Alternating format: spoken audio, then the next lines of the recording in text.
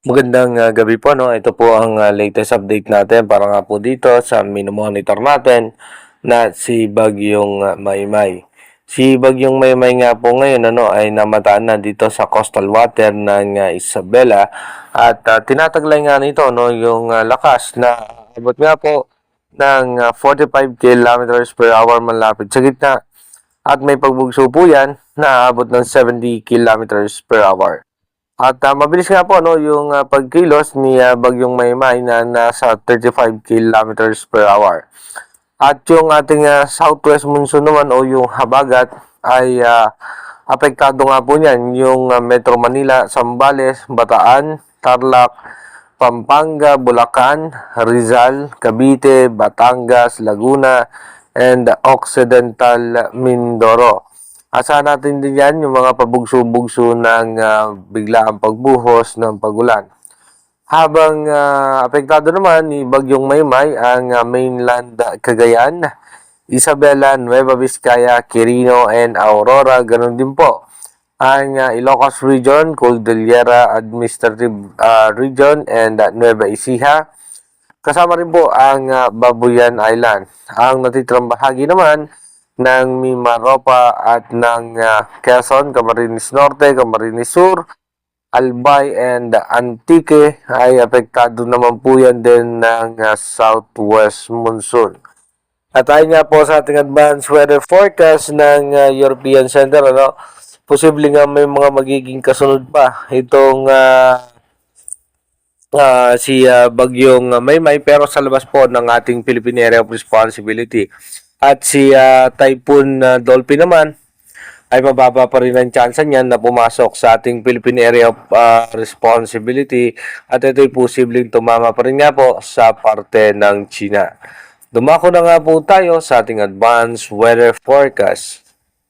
Dito nga po sa ating advanced weather forecast. So bukas nga po, possible nga po si Bagyong Maymay ay tuluyan ng malulusaw. At habang si Bagyong Dolphin naman ay diretso pa rin yung kanyang senaryo na ito nga po ay tatama sa parte ng China. Habang ang habagat naman ay patuloy na magdudulot po yan ng pagulan sa ating bansa.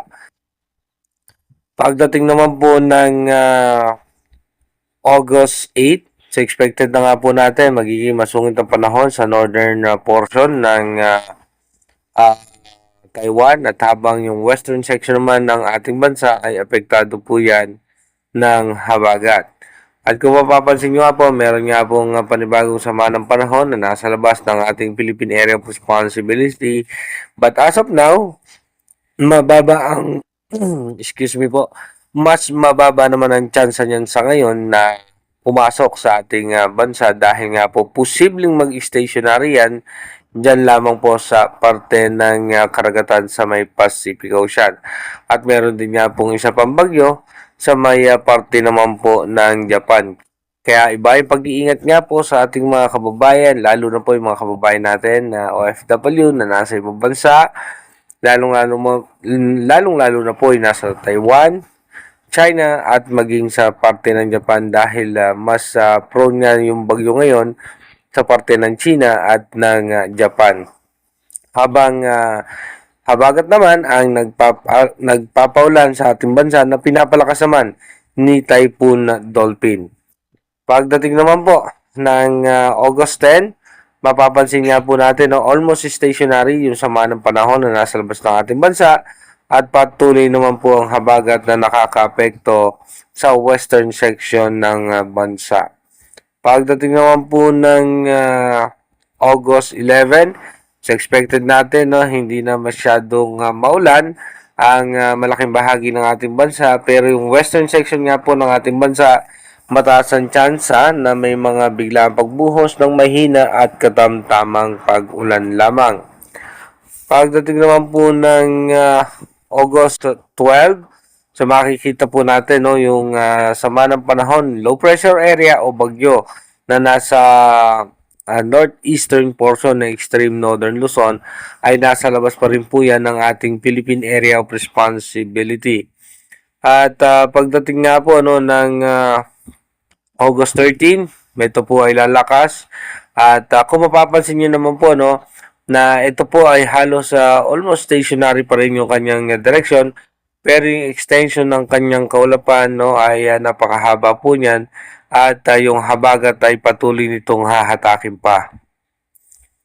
At pagdating naman po ng August 14, so expected na nga po natin na mataas pa rin ang tsansa ng pag-ulan sa western section ng ating bansa. Ganun din po, lalo pagdating ng gabi mas mataas nga po yung mga posibilidad ng pag-ulan.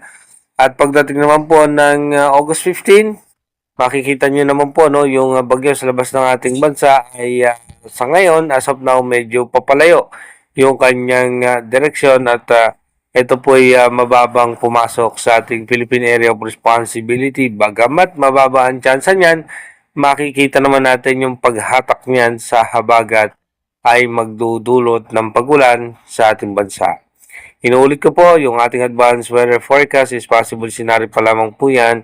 Malaki pa rin ang tsansa na magbago po lahat yan.